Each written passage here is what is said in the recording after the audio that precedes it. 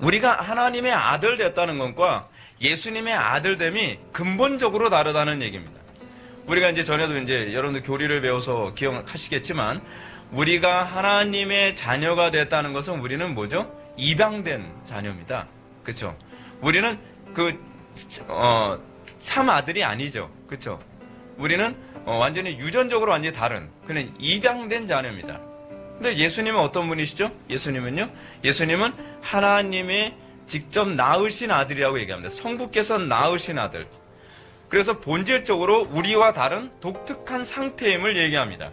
성자 예수님 우리처럼 피조물이 아니라 바로 성부 하나님이 낳으신 하나님이시라는 것을 표현하는 방식이에요. 이게 바로 모노게네스입니다. 모노게네스. 성자 예수님을 성부 하나님과 동일한 존재시며 동일하게 영원하시고 동일한 영광을 지니시고 동일한 영광과 존귀와 권능과 권세를 지니고 계신 분이시라고 우리는 이렇게 고백하는 거죠. 그러므로 성자 예수님은 성부 하나님과 동일한 하나님이시며 하나님의 위엄과 신성에 조금도 차이가 없어요. 조금도 차이가 없어요. 그럼에도 불구하고 성자는 성부로부터 낳으신 분이므로 성부로부터 낳으셨다는 건 뭘 의미하죠? 여러분 예를 들어서 여러분들 자녀를 낳으면 여러분들의 자녀는 인격적으로 독립되어 있죠? 그렇죠? 그걸 또 의미하는 거예요.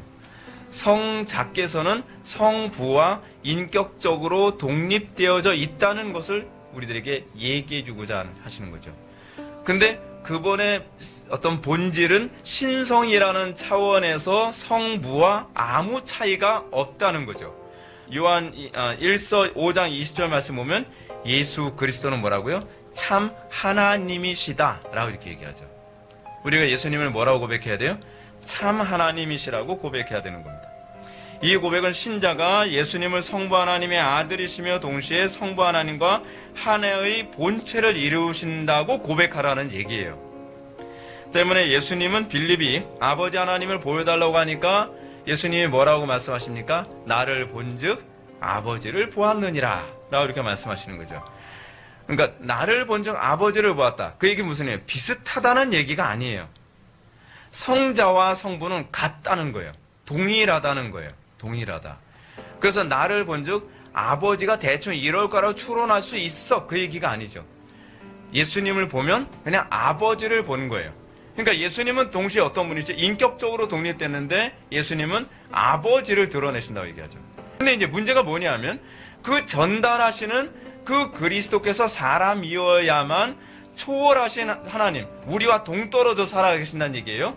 초월하고 계신 하나님이 우리에게 내재하실 수 있어요. 이게 초월과 내재론이라는 개념인데 그냥 들으세요. 그냥 그분이 내재한다는 건 우리에게 와서 우리와 커뮤니케이션이 가능하게 하신다는 얘기거든요. 근데 그 하나님이 우리에게 그것을 전달해 주시기 위해서 어떻게 하셨어요? 인간이 되신 거예요. 인간이 되어야만 우리에게 전달이 가능하기 때문에 그런 거죠. 그렇게 전달을 하는 그 방식이 하나님께서 오늘날도 천사를 사용하지 아니하시고 인간 설교자를 사용하는 방식하고도 무관하지 않아요. 이런 식으로 하나님께서 우리에게 구원을 주시죠. 그래서 예수님은 어떠셔야 돼요? 완전한 하나님이셔야만 해요. 소위 구원자가 완전한 하나님이 아니시면 구원이 발생하지 않아요. 여러분들이 구원받은 사람인가 아닌가를 알게 되어지는 이유가 어떤 중요한 시금석이 무엇이냐 하면 말씀을 알고자 하는 의욕이에요. 근데 그리스도를 알고자 하는 의욕이 지적 의욕과는 달라요. 지적 의욕을 가진 사람들은 실천하거나 하나님을 기쁘시게 해드리는 데는 별로 관심이 없어요.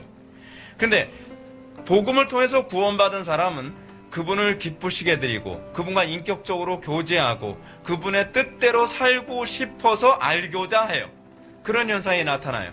그래서 진리에 대한 그 알미 이제 시작되는데 그 알미의 중요한 원천이 뭐냐 하면 사랑이에요. 사랑. 우리가 예수 믿을 때 어떻게 예수 믿고 어떻게 구원을 받죠?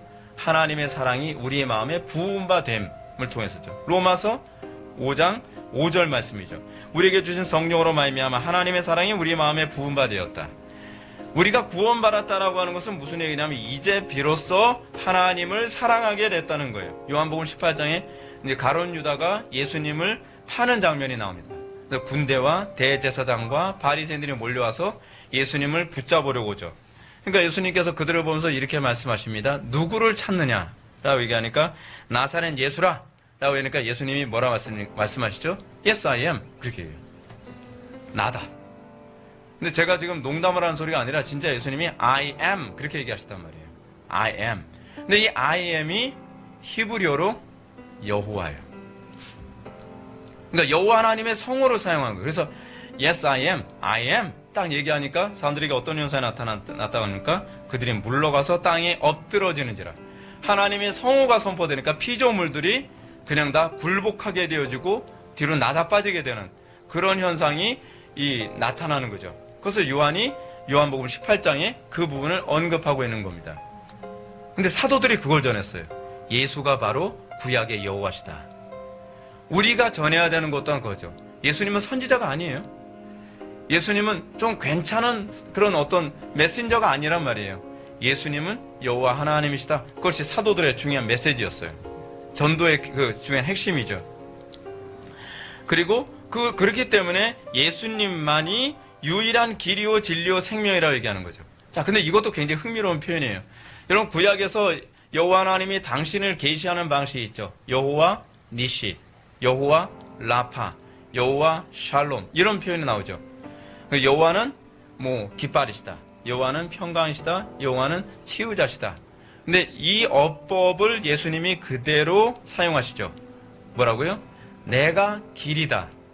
그렇죠? 내가 진리다. 내가 생명이다. 여기에도 에고에이미 용법이 그대로 들어가요. 그래서 우리가 예수를 믿노라 고백하는 것은 우리는 뭘 의미하는 겁니까? 제가 지난 서론 때도 제가 설교할 때, 그러니까 사도신경 서론 때도 이런 말씀드렸죠. 믿는 것이 곧 사는 것이죠. 그렇죠? To believe is to live죠.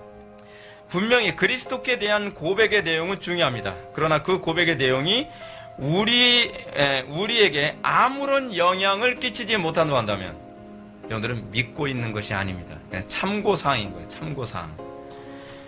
삶으로 실천하지 않은 지식은 모래 위에 세운 집에 불과합니다. 그들은 항상 배우지만 결코 진리에 이를 수 없는 것이죠. 사랑하는 성도 여러분, 우리는 오늘 그리스도께 대한 신앙 고백에 대해서 살펴보았습니다. 과연 그리스도께서 삶의 영역 전체에 날마다 구원을 줄 수 있다고 여러분 믿습니까?